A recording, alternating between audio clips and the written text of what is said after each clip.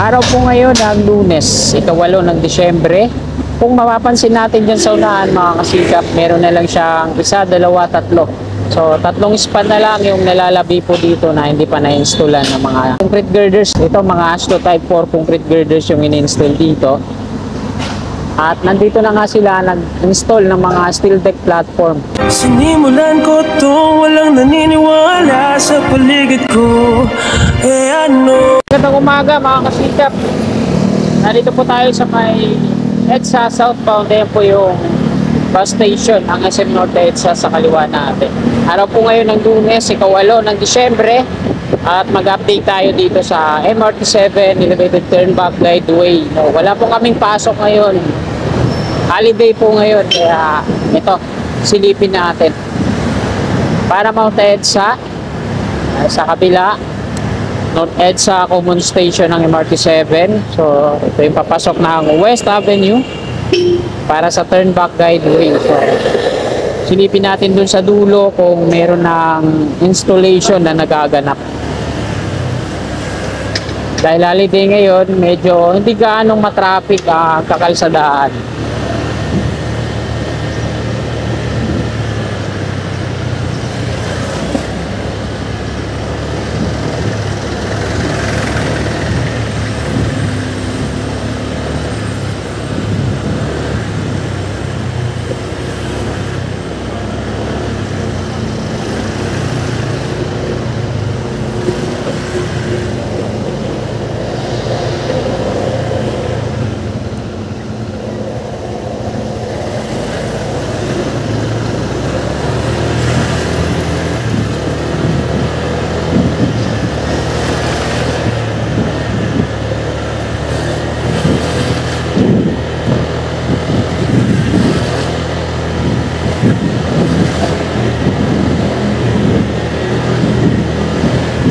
Pakalinis na ng viaduct dito, no?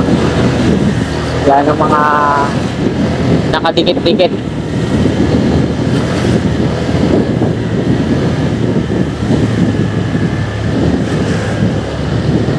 Tanaw ko na sa dulo, mukhang tingnan natin. Hindi tayo mag-comment sa unahan. Hanggang di natin nakikita ng buo.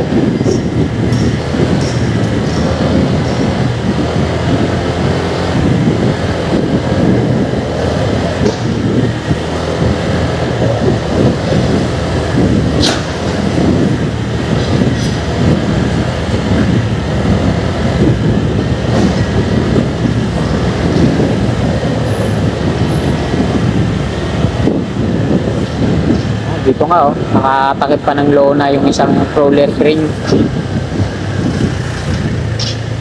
At teka, parang nag-install na, no? 1, 2, 3, 4. Parang may installation na dito.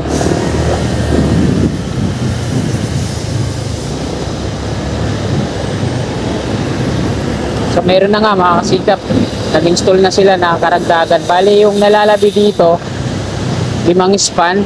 1, 2, 3. So, 3 span na lang. 2 na yung na-installan dito.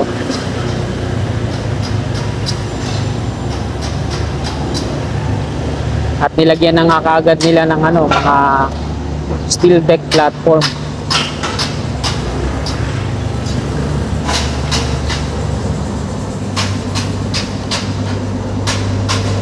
So, araw po ngayon ng Lunes, ika-8 ng Disyembre.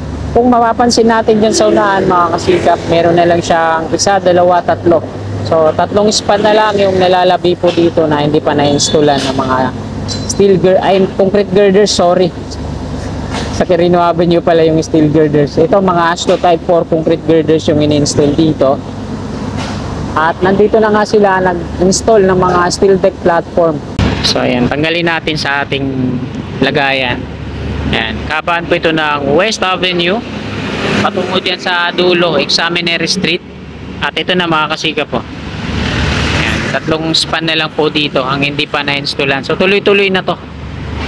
Bali tiga-4, 12 na lang, no? Hindi, 8, 9, 10, 11, 12. So tama, 12 na lang na concrete girders yung install dito. Ito yung pair na natumba nung nakaraan nito. Yung rebar cage pa lang. Yung nandito sa ilalim, ininsulan ng mga steel deck platform no?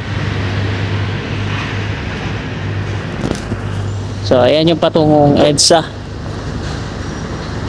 May mga lumabim na rin yan.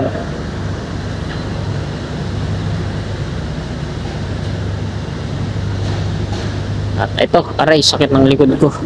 Piningon na ako eh. Ayan mga kasikap, yung update natin dito sa dulo. Ito po yung turn back guideway. Ayan o. 1, 2, 3, 4. So, 1, 2, 3. Bali, 3 span na lang yung nalalabi dito. At hanggang dito na yan sa dulo. Sa Minero Street.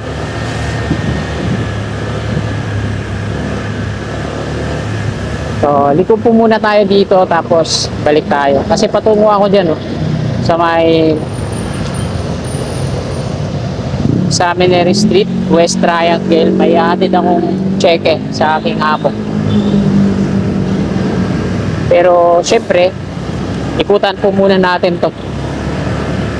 Ayan yung dulo.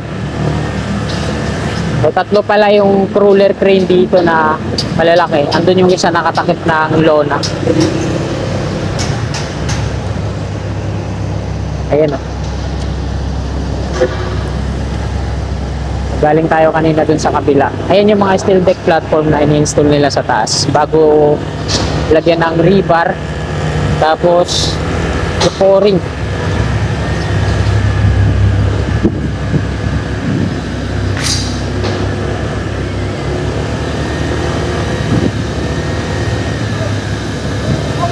Kahit holiday, andito pa rin yung mga kababayan natin. Shout out sa mga masisipag nating mga workers na talagang puspusan yung ginagawa nila dito. So, project po ito ng San Miguel Corporation. Yung AICC na gumagawa dito, subcontract po yun. Dami na po ang mga subcontract dito na dumaan. Nasubaybayan ko tong project na to mula pa umpisa. Mga markings pa lang dito sa gitna. Marami tayong video dyan. Ayoko nang kalkalin. Wala pa ng mga markings pa lang to dito, mga bilog-bilog hanggang kauna-unahan mismo yung widening pa lang dito. Pagpapalapad ng dito kasi sa dinadaanan natin, landscape to eh. Pathway, ay sidewalk, daanan ng mga tao. Tapos tinanggal nila to, naggumawa sila ng 2 lane. Ilusog yung sidewalk dito sa kanan, and may mga bricks na yan. Ang gumawa po dyan ay Agaper Construction. Sila yung nag-road widening dito. Bago naman, tapos nung nagro-road widening sila dito, may mga markings na yan, bilog-bilog dito sa gitna. Ang nag-drill naman dyan, yung Westermin. Tapos pagkatapos ng Westermin, tinakpan ulit nila ng konkreto yung na-drill nila na sa soil testing. Tapos tsaka naman binungkal ng Trevi. Ang Trevi na yung nagano dito, nag-drill, nagtirik ng mga rebar cage, at syempre nagano, ayan, nagtirik ng mga rebar cage, nag-install. Tapos ang next naman dito yung AICC na yung yung Trevi pala, sila yung nag-drill, nag-grip rebar cage, tapos nagkonkreto ng mga pair. Tapos ang ginawa na lang dito ng ng AICC, ito na, gumawa sila ng viaduct. Nag-install ng mga concrete girders. Yan. Balik ulit lang tayo dito. Ikot lang tayo mga kasiga para umabot naman ng 8 minutes yung ating video.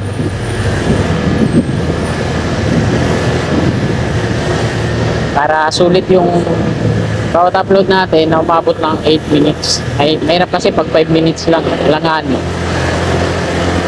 Balik ulit tayo dito sa Minero Street kasi patungo ako dito sa My Chronicles sa West Triangle.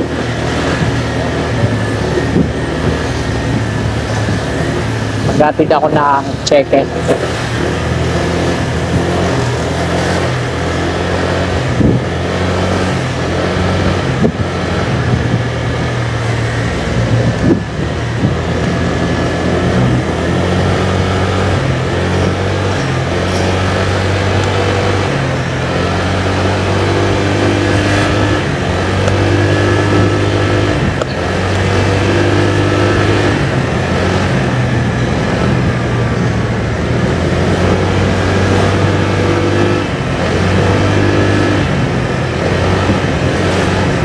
Sarap pagbiyahe pag ganito, no? Walang ka-traffic.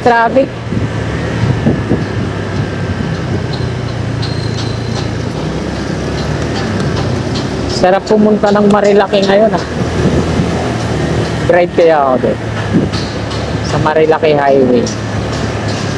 Pag mga ganitong holiday, talagang maraming nagbabanking-banking doon. Balik tayo kanina dito.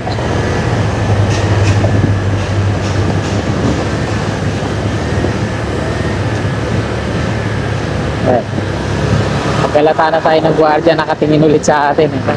Kanina pa tumikot. Iliko na po tayo dito.